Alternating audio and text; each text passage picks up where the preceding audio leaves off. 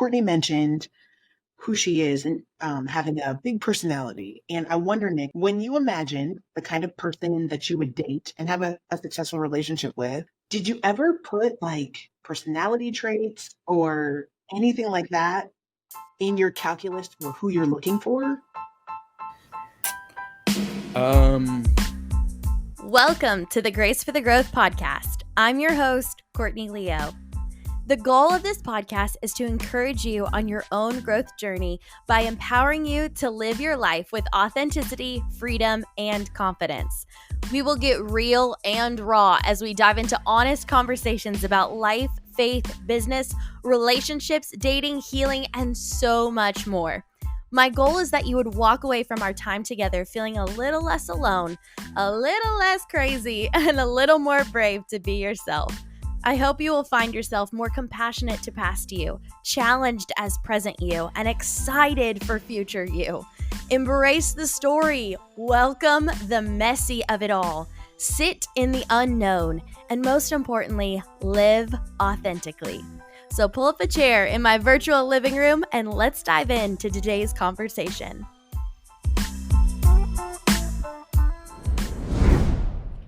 Welcome back, everyone, to another episode of Grace for the Growth. I'm your host, Courtney Leo, and I am so excited for today. First of all, if you don't already know, we are recording video of this podcast, so you can check it out on YouTube. So for those of you who have been asking, when do we get to see some video podcasts?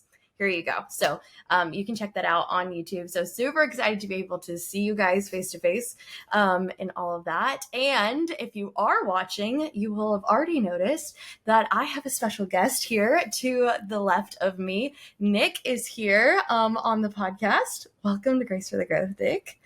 Thank you. I'm excited you're here. And so today's episode, I'm very excited about. We are here together doing an in-person podcast. And so not only is Nick here to also participate in this, but the roles are going to be reversed a little bit. And I am also going to be interviewed as well. And so we just really want this episode. We're going to share a little bit about our story, what we've learned, those kind of things. And as we were kind of thinking through how we wanted to do this, we didn't want to just kind of go back and forth and interview each other. And so I said, I think we really need somebody who we can trust, who understands not just our story, as she has been somebody who has been a part of my journey for a while, but also somebody who really understands relationships. She really understands singles, those kind of things. And so we have asked my friend Lauren Mathues to come and join us and be kind of our MC today for today's conversation. Lauren is an incredible dating and relationships coach. She helps clients really kind of make dating not so complicated. And she has been such an incredible voice in my life and in the lives of so many singles. She's been married for several years, has two wonderful, incredible boys I've had the opportunity to meet and hug in person. And she just really, really believes in healthy relationships, healthy singles. And she's been such an incredible partner in my life. And so as I was kind of discussing and trying to think through, okay, like just kind of not only this being a big moment, but also for us to, like, for me to be interviewed, who better than to ask Lauren to be a part of it. So Lauren, thanks so much for being here and saying yes to this. Anything you want to say before we get started?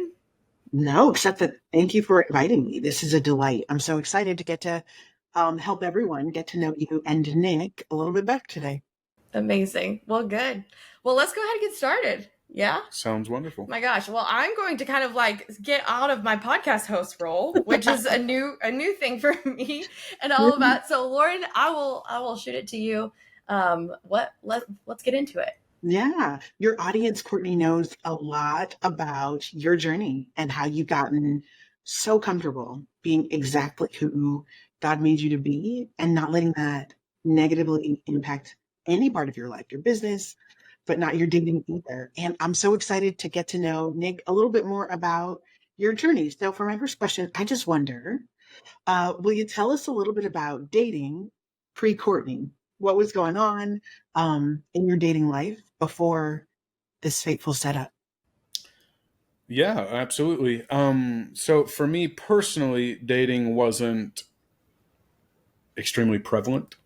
For me, I had some self-conscious things that I had to work through personally, Mhm. which I think most people probably deal with that. I struggled with weight gain and I was overweight for a long time, and I ended up having weight loss surgery over a year ago. And through that transition, I started gaining a little bit of confidence and things like that. But I always said it was the Lord who kind of helped me mentally through all of it, as well as physically, because I was not in the place mentally to Mm. need to date. And I didn't realize that at the time. It just felt lonely. However, Yeah.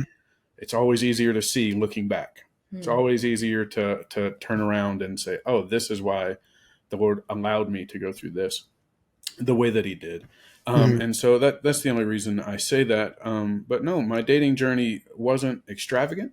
I did date a little bit. I only had really one serious relationship prior to Courtney, and that was several years ago. And whenever it did not end well, Mhm. I just decided, you know what, I think I'm going to take a break, and because I was hurt and it wasn't a fun time, which is okay. Yeah. But I said, you know what, Lord, I'm going to take a break, and I'm going to try to work on myself mentally, because even then I wasn't ready to work on myself physically. And so that was all a transition. It was all moments throughout my journey that had to take place.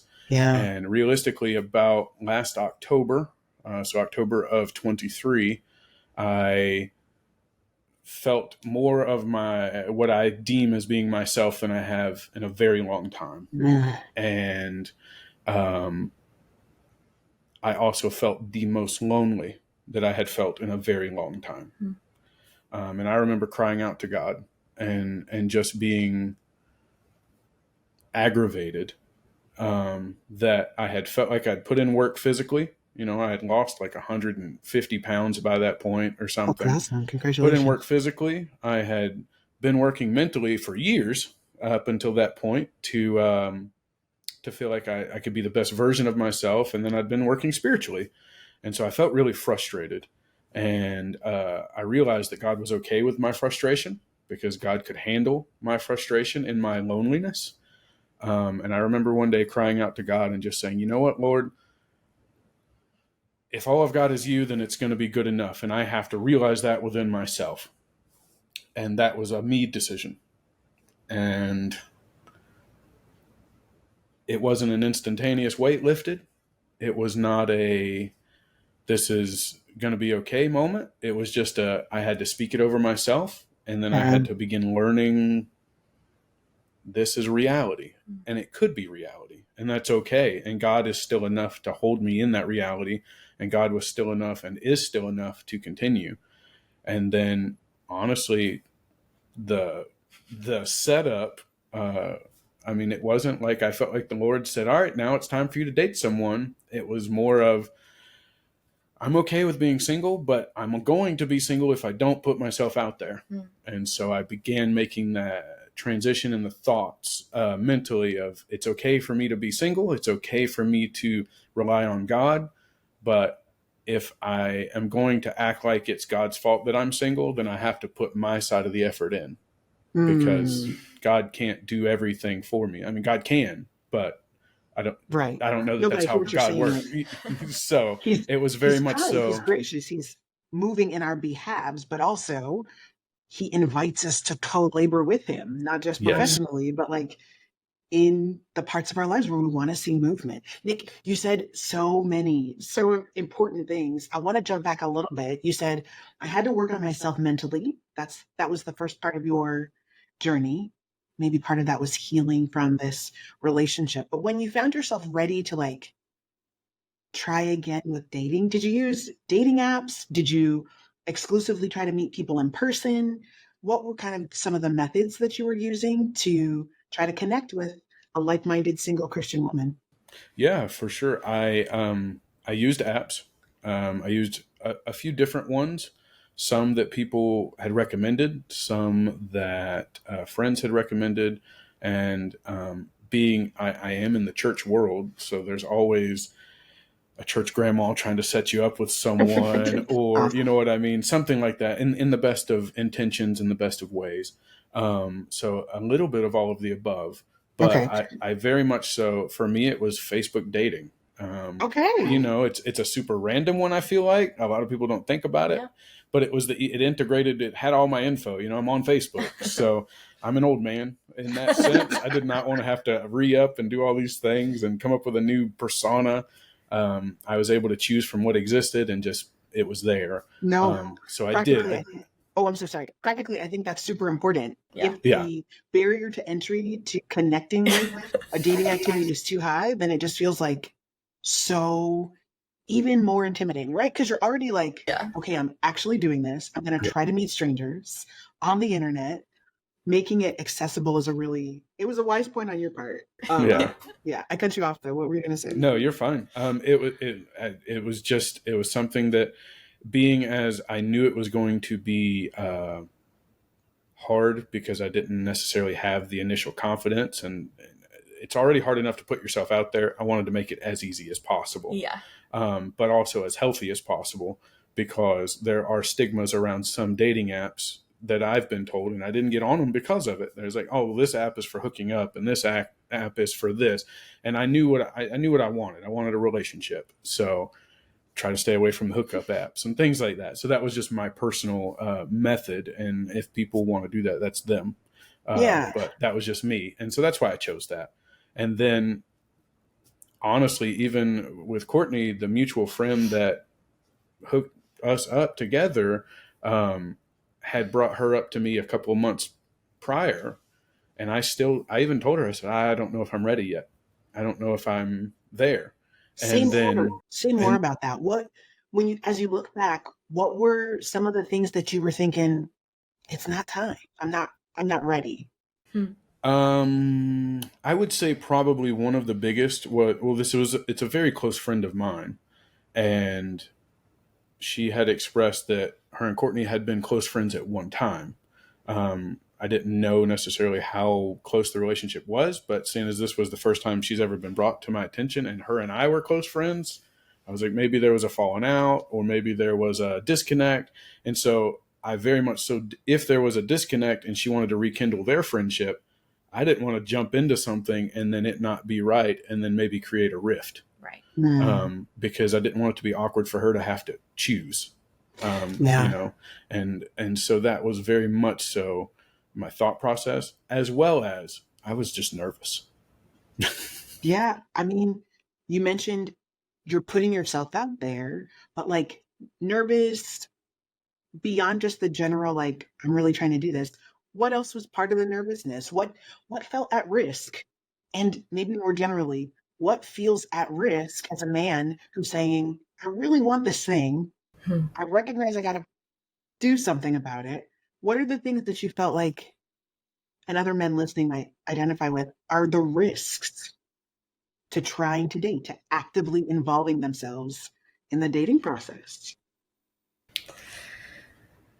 For me, it would probably begin with, I don't know if stigma is the right word that I want to use, but this is the only word I can think of. The stigma of, I felt like I had to always make the first move in everything as the man, trying to pursue. And I'm okay with pursuing as a Yeah. man. I am okay with feeling that, because I know for women, it can be a little more difficult to be vulnerable and things of that nature. So I was okay with that, but I didn't like the fact that I felt like there was so much pressure of, I have to be the one to put forth the first efforts.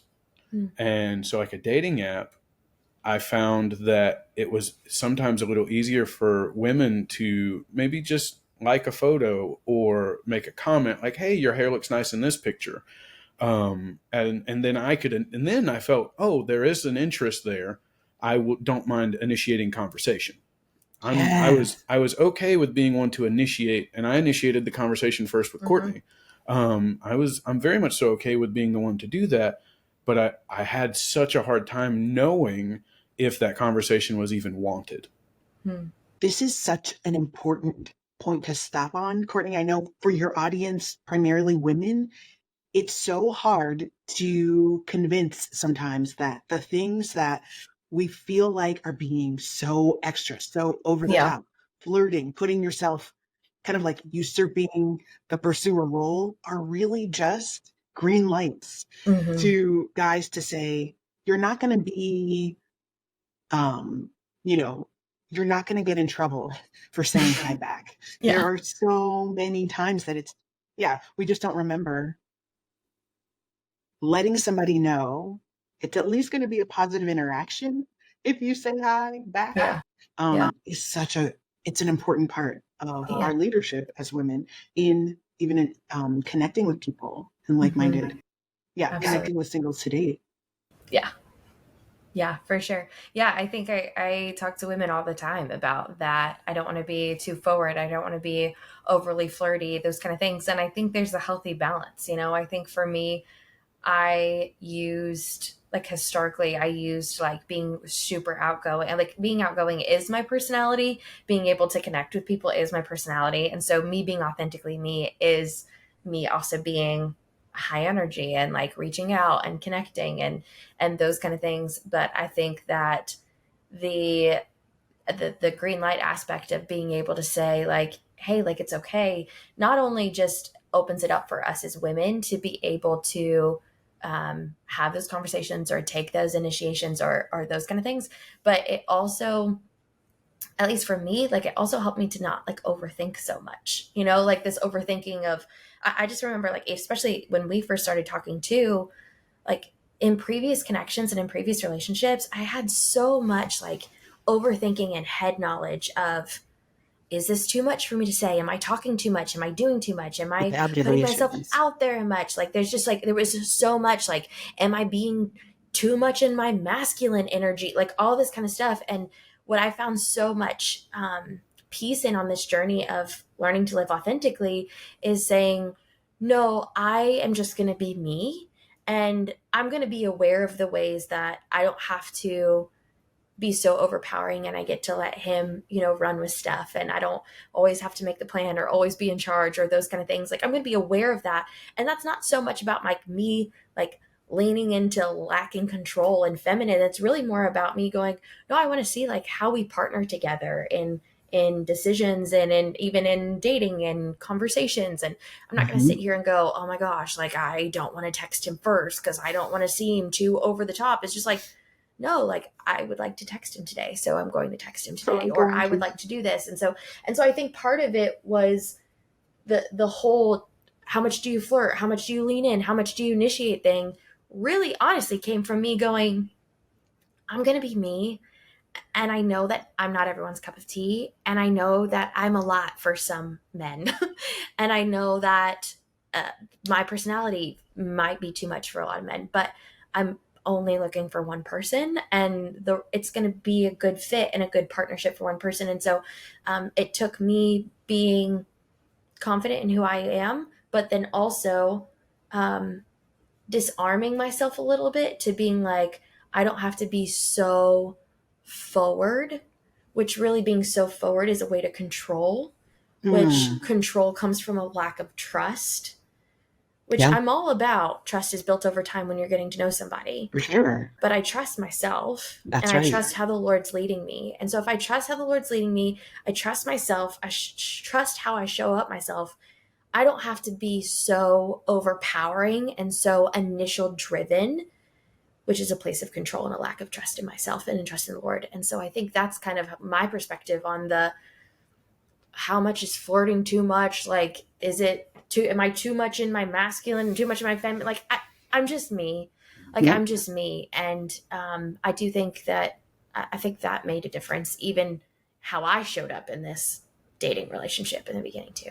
I love that. I love that. Like for both of you, there's, and like for all of us, there's a journey of really believing God that he didn't make a mistake when he formed us with Yeah. our personalities, our interests, etc., and that that person is allowed, not just allowed, needs to be the Yeah. person who's showing up Mm-hmm. in dating. I wonder, um, Nick, as you imagined in single days, Well, I want to touch back to one other thing you said about loneliness.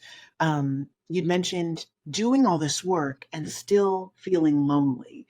And we don't have to belabor that point, but like sometimes when folks talk about feeling lonely, it's because they're only ever in their house. And I know that that's not the case for you. So this loneliness wasn't just isolation, right? It was loneliness in the midst of people. Am I getting a right impression of that? Yeah, for sure. It started out as loneliness in solitude. And I thought that was the key feature of the loneliness. So what you're saying is so right on point, because I had a close friend that she noticed a change in my personality as the loneliness started. I hate to say take over, but become a dominant situation. Mm-hmm. And so she would randomly, and it's a friend that it was never about relationship for me and her. It was a purely friendship. And it was so nice to have that. And her and I had been very upfront with each other early on and communicated, we are friends. We want to be friends. And it took so much pressure off. But she noticed, oh, I'm changing just in the sense of, hey, you want to do this? Not really, subtle changes in my personality.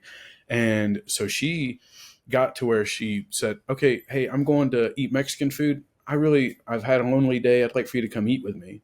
And so she knew my personality well enough to know that like, I will get out of my own funk to help a friend. And that's not for everyone. And it's not always the best situation, but it was what she saw and knew could help me at least get out of the house, as you were saying. So then as I'm getting out of the house, it transitioned to, let's go for a walk, let's get some exercise. Sunshine was key. I'm telling you, get out in the sun. Don't sit in the dark because environmental things happen and play a key role in all of this. But it was then that I started to get to the root of the loneliness in the sense, just as you said, it's like, yes, I have this community. Yes, I'm building more community and it's nice to have it, but I still have this longing and this hope. That's the word. And it became less about, oh, I'm all alone, and more of, I feel not whole. And I say it that way because I was complete as a person. Amen. But I didn't feel like I was able to reach my aspirations and goals relationally by the point that I was at. And I remember having a key conversation with some very important spiritual leaders in my life. And I told them, I said, for the first time in my life, I feel like I want to be a father one day. And you can't do that as a single man. I mean, you can, but it's difficult in the sense of, there is adoption and there are ways, but it was that. And I had never had that longing. And the Lord and my spiritual leaders in my life, they told me, they said, well, as you're making these changes and adjustments incrementally throughout your life, maybe it's the Lord revealing some latent desires that you didn't even know were there. I love that. I love that so much. And so that's how it began to change. It was like, okay. And so, yes, I was complete. And I really did dive into what I call the sacrament of solitude because my prayer life took leaps and bounds because I started to begin realizing that, okay, if God is giving me a desire for a relationship or fatherhood or family, then I need to be ready. I need to be prepared, and I need to be making strides and efforts to reach the goals that I feel like the Lord has placed on my heart. I mean, was that part of your health journey? Absolutely. All of that is intertwined. And I didn't realize it. Looking back now, I realize it and I say, oh, wow, this did play a key, the fact of I'm willing to go play a sport I didn't think I could play, is a key part of that whole journey. So it definitely played a part, but it turned into, if I feel like the Lord wants me to give to missions, well, maybe I need to work to have a job or a way of making the funds necessary to give to missions. God's not just going to say, here's $1 billion and you need to give it to missions. No, I had to make the efforts and the strides personally within myself to, okay, I have the desire for family. How do I begin starting the journey to getting to family? So good. Relational family, I should say, because there is obviously family outside of, as I mean, her and I both have family that walked with us in singleness, but that relational family and building those relationships for that type of bond, and it's just been my journey. It's all mine. I, I love that because it takes into account how God is at work in this world. Like our individual human experiences are a very big deal in the way God is building his kingdom. And when you said, Nick, as I started doing the things that God was bringing to you as important to be healthy in your mind, be healthy in your body, it unlocked these other desires that were also guidance, that Yes. were also how you know what to do next. I want to be a dad. That means I need to be ready. I want to be able to take care of a family. That means I need to shift some things in my work. So yeah, I think that this is a really big component of listening to those desires as a part of, as opposed to shutting them down or ignoring them, letting them be a guide. Yeah, So and I think oh, it's important to note that the journey hasn't stopped. I'm still not ready for fatherhood, if I'm being honest. I don't know that I ever will be. Everyone tells me you're never ready. But what I want to make sure that that's very well stated. This is a continual, just as you're saying, new doors and new things are being unlocked, and the Lord is revealing new things, new opportunities, new moments for me to ask her opinion, because now we are entering this relationship and we want to grow together spiritually, mentally, physically, emotionally. And so those are my 4 things I always judge everything in my life by. And so it is a journey that is continual. We have not stopped, and I do not plan on stopping. no, you can't, because it's those step by steps that are going to reveal the next things. I want to transition a little bit here. Courtney mentioned who she is and having a big personality. And I wonder, Nick, 2 things. Number one, when you imagine the kind of person that you would date and have a successful relationship with, did you ever put like personality traits or anything like that in your calculus for who you're looking for? Yes, but I think sometimes inadvertently. Okay. And what I mean by that is I've known that I wanted to date someone that is capable of thinking for themselves. Hmm. And what I mean by that is the fact that, yes, I want someone that is going to pour into me as much as I can pour into them, Mm-hmm. because it is a lot of pressure to be the only person with a pitcher pouring into someone. And isn't that the picture of godly masculinity that we're given so much? I put it in quotes because I don't know that how godly it is, but that is such a clear microcosm of the picture of what Christian men are supposed to be. Yes. Yeah, you're hitting it on the head there. And I think it's the stigma of the term masculinity in the spiritual realm. And as you think through that, masculinity doesn't necessarily mean that you're always out front or that you're always seen. Masculinity can mean that, to me, masculinity can mean that I hold you up when you need to be held up. I pull you along when you don't feel like you can be pulled along. It means leading doesn't necessarily mean being out front and the first thing that anyone sees or hears. Leading can be by example. Leading can be out front. Leading can be alongside. It can be knowing when to step aside and say, I don't have the knowledge. You've got the experience in this situation. Because I'm just going to be honest, I'm a very flawed and extremely unintelligent human being when it comes to relationships.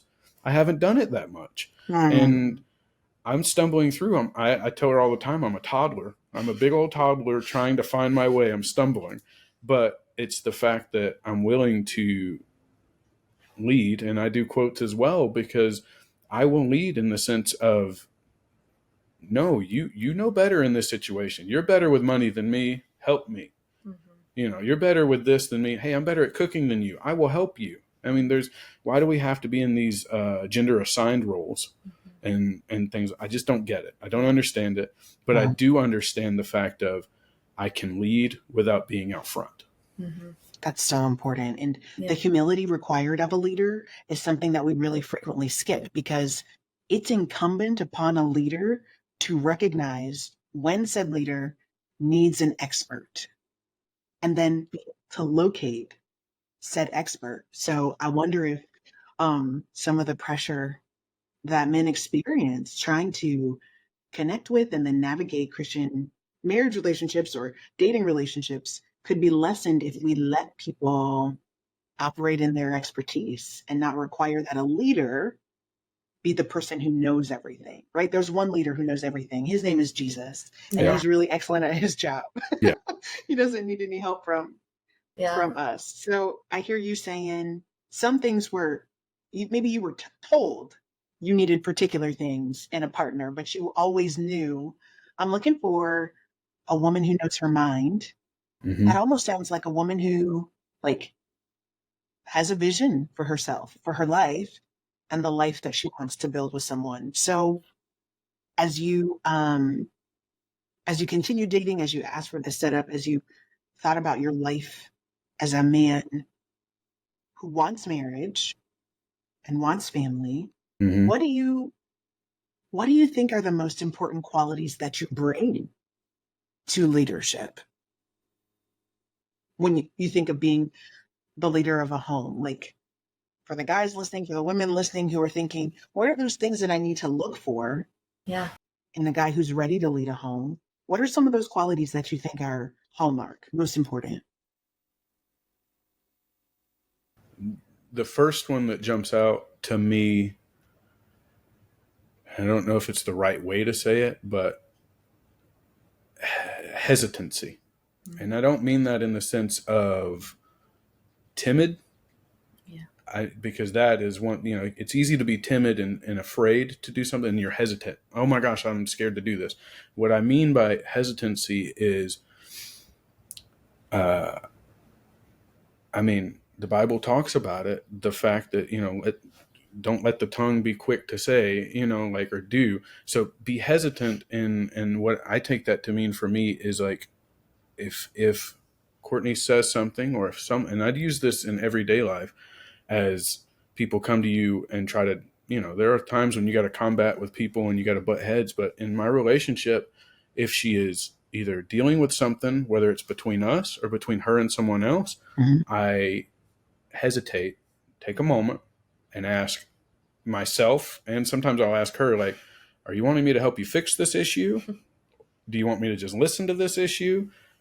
I have an opinion on it. Do you want the opinion? Because we've all got opinions about everything. And sometimes that opinion is, I don't know. Yeah.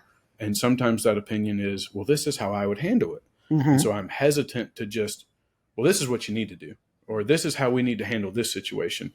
It's for me, I'm trying to, and this is an active try, because it is a go-to, I feel like, human reaction, but especially for me to be like, well, I can fix it if we need us to fix it. But that's not always the most healthy way of approaching every situation, and probably not the most healthy way to approach most situations. Yeah. And so I'm hesitant to say, let's fix this way. But it's more of, hey, how can I help you to fix this? Or how can you help me? Or how would we like to attach this together? So that's my number one. I try to have a sense of hesitancy, for lack of a better way of saying it. And if anybody wants to attach a better word to it, I'm good with it. I mean, it sounds wise to take a minute, take a beat to make sure you have all the information, are actually being asked to solve a problem, or if the request is, process this with me, listen to my story, bear witness to my pain, my joy, whatever it might be. So I love that you're kind of recasting hesitancy, which, like you said, it could be timidity, which we know we're not given that spirit as believers. We're not given the spirit of timidity. We have a spirit of power, but power doesn't mean run ahead and real quick have to act. So I hear I mean, I don't know, maybe somebody will email in with another word for it, but I just hear this is a hallmark of wisdom as Yeah. a leader, being able to be patient enough to not rush ahead to try to have an answer. I Yeah. love that. And I love that you call it hesitancy. That's good. You know, our girl Courtney has a big personality and a public life. She is building, has built, and continues to build an amazing opportunity for people to change their lives radically. And I, for one, hope we don't ever see that go away. So, Nick, as you continue to date a woman with a very public life, how have you navigated getting comfortable with that? Because it doesn't, at least from what Instagram stalking I've done of you, it doesn't feel like you have the same professional life that is very public. So how have you gotten comfortable with dating a woman who um, isn't just trying to be your sidekick, if that makes sense? For sure. It is funny. There are several facets of the reasons why we're kind of giggling. One, I told her in the beginning, I was like, girl, make me Instagram famous. Like, I'm trying to be Instagram famous. Because as like, you just said, I don't post, I don't do any, I don't know how to do that. So, you know, I'm with you there. But in the serious aspect of it, in my line of work, I work in the church, but I work in the tech world as far as the church goes. So I'm behind the scenes. I've had people ask me if I'm called to ministry and then should I do this? And I've always said yes, but not conventional ministry. And I've always known that I am really great at backstage, behind the scenes. I can lift you up. I can help you. I'm great with execution, but I'm not trying to be in the spotlight. I can be. I don't want to be. And so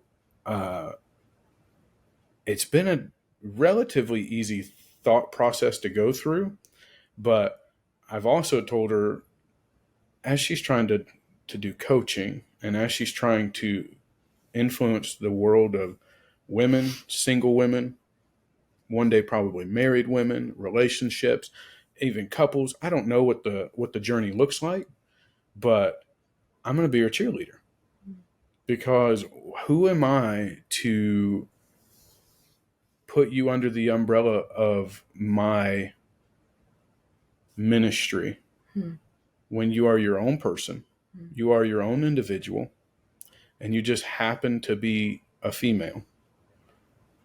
This is just all the hypothetical thought and jargon that you hear in the world. Well, you're female, so you've got the glass ceiling and you can't achieve this. Who am I to try to add another layer to the hardships that you're already having to feel? Why wouldn't I help you? Why would I not propel you as much as possible? Why would I want to hold you back? And that, I think, and I would not have always had this answer. Please let me note that. It has been a journey of, it's okay. I'm comfortable with who I am as a person. And I wanted someone and want to continually have someone that is comfortable being who they are as a person. And that journey may take her to higher heights than my celebrity status, or however we want to phrase it, because are we expecting her to be a movie star? Not necessarily, but I've prayed, she's prayed. I think you've probably prayed, Lauren. We've all seen that there is potential that we can't even fathom within this realm of possibilities for Courtney's journey, and now for my journey alongside her.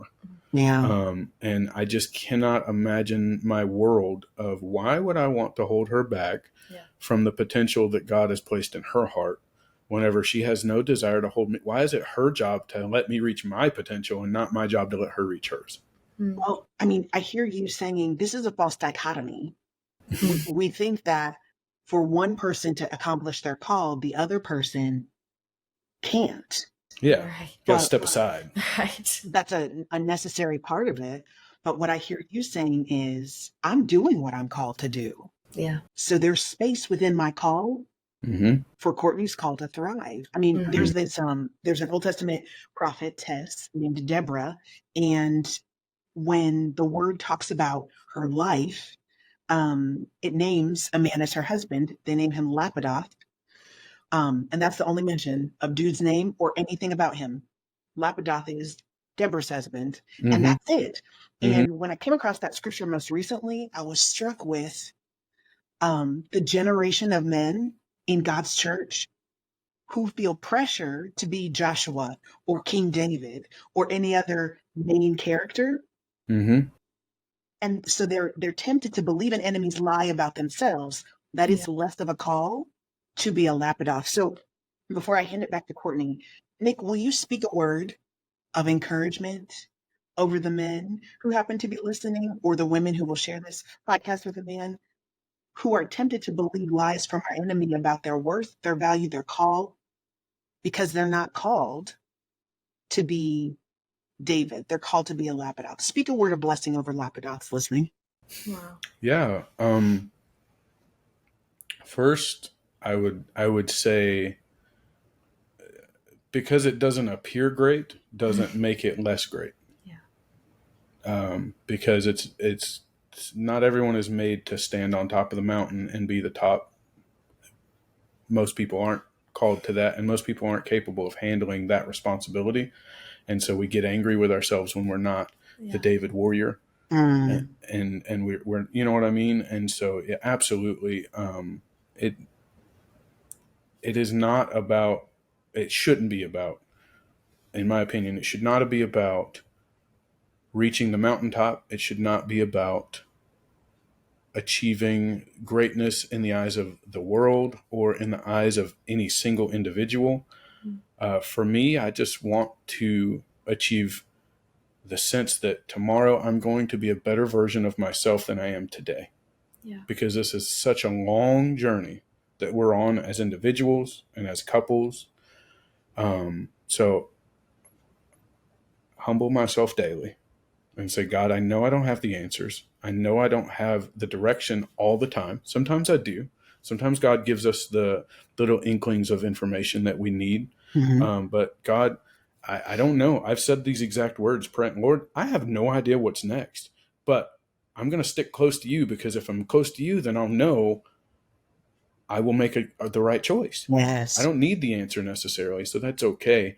But I would encourage people to, if you're not confident enough to put yourself out there, if you're not confident enough to take the first step, work on that. Mm-hmm.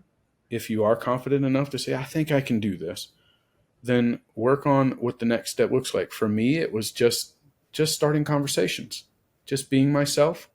And that's what I did. I had many conversations. Whenever Courtney and I first started talking, I was honestly talking to 4 different people. Mm-hmm. Yeah. It was nothing serious. It was nothing crazy, and there was no exclusivity, so it was okay. Yeah. But it was just conversations, and they were all very similar. Hi, how was your day? Hope you're doing well. I mean, that's how I approached it. So it's okay to be slow and to be calm, but the main thing is to be intentional. Yeah. If you let someone know what your true intentions are, that will let them know if they wish to be in pursuit of you or with you, or anything of that nature. And to any women that are hoping to find a person similar to me, I don't know.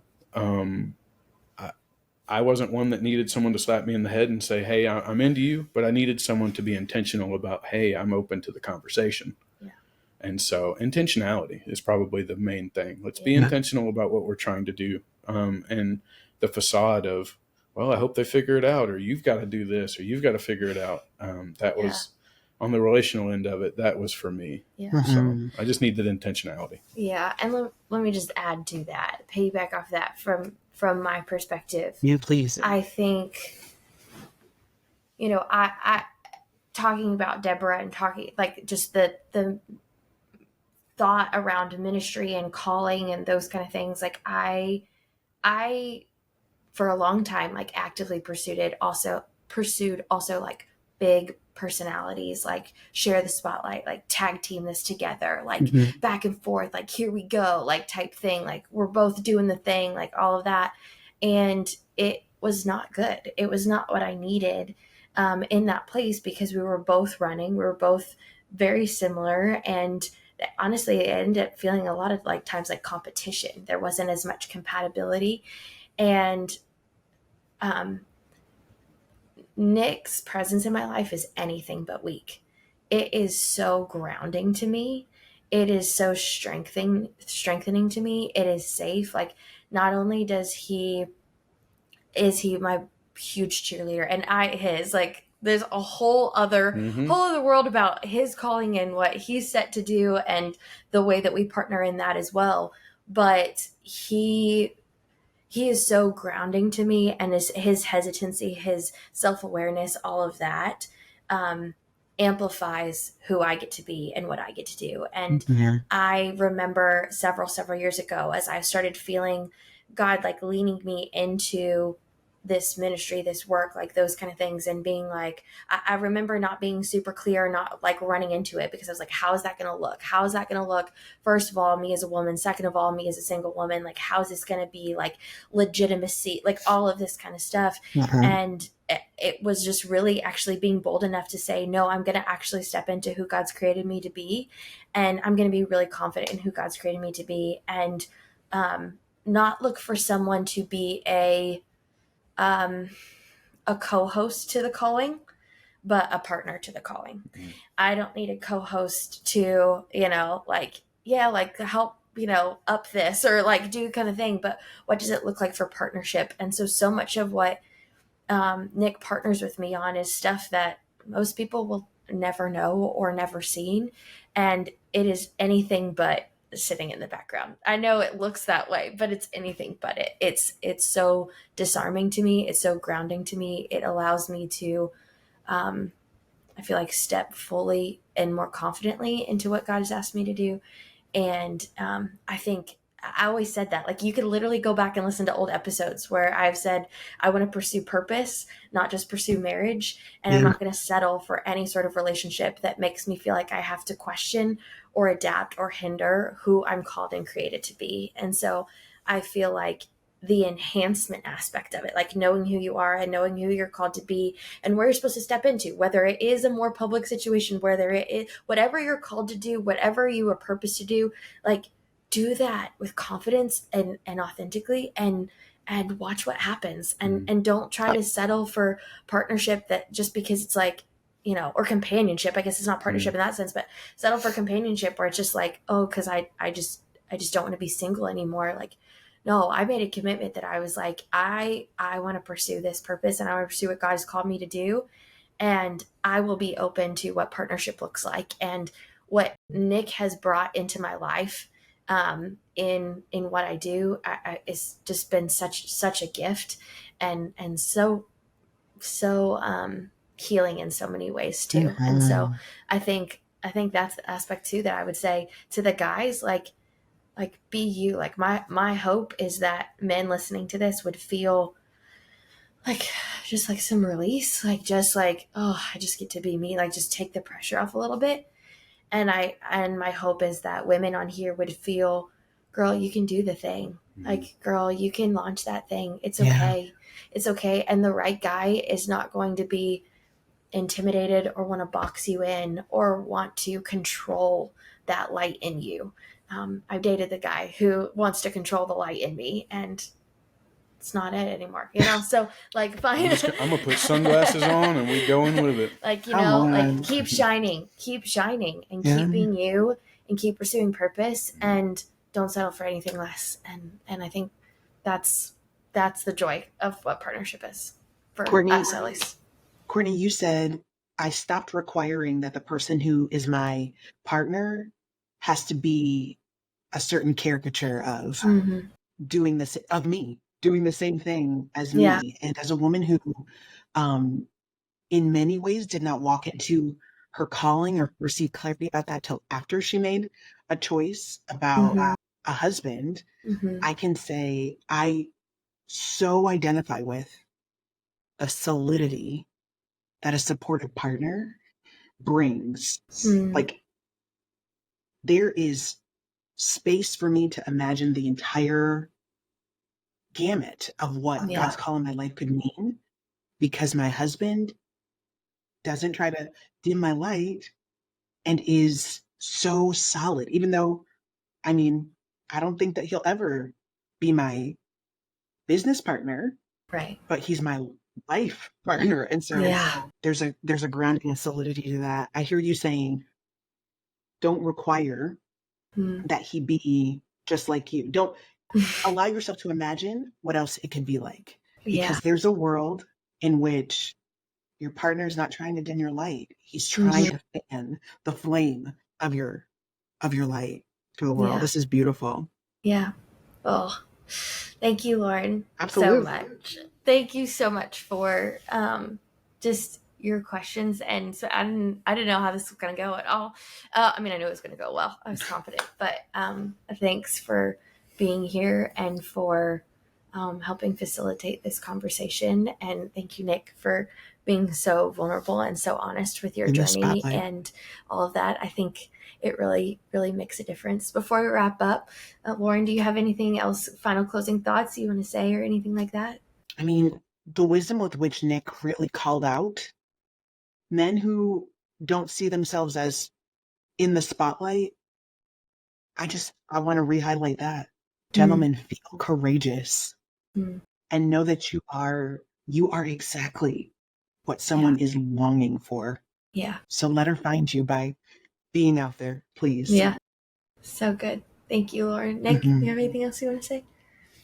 The only thought that really occurred to me while you were talking was, and I would like to say, there's something to loneliness hurts. Yeah. Loneliness does hurt a lot, but being alone doesn't have to hurt. And that was something in my journey that I had to realize. Yeah. Like, it's okay to be alone, but loneliness is okay to hurt too. Yeah. So we can differentiate those. And I think it's important that just because you're alone doesn't mean you're lonely.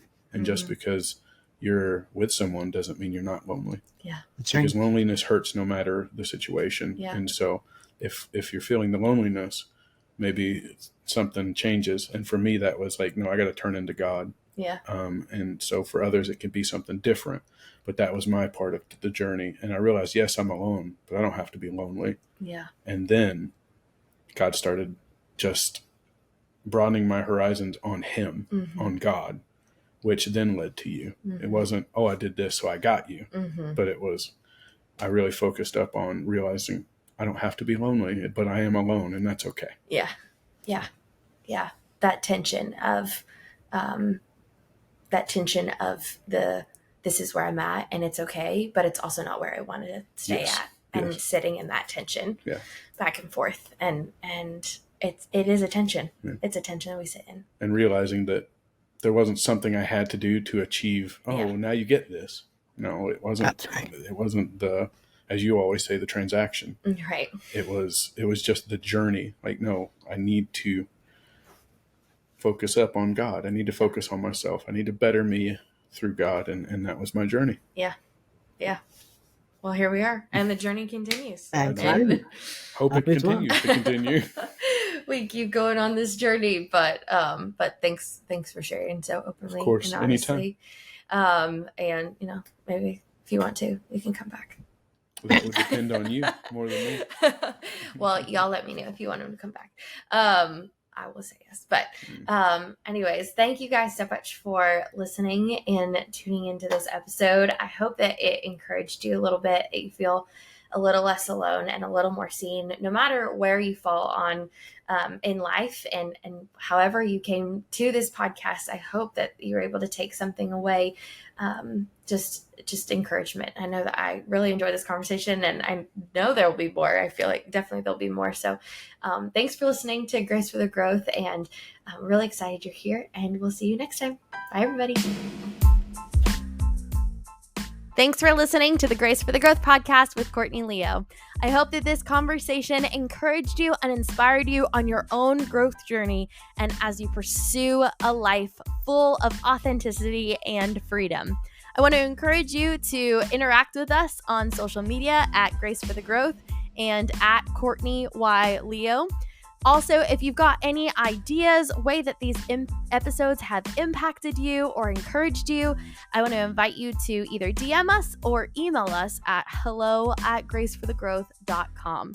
Until next time, I challenge you to embrace your story, welcome the messy, sit in the unknown, and live authentically. Bye-bye now.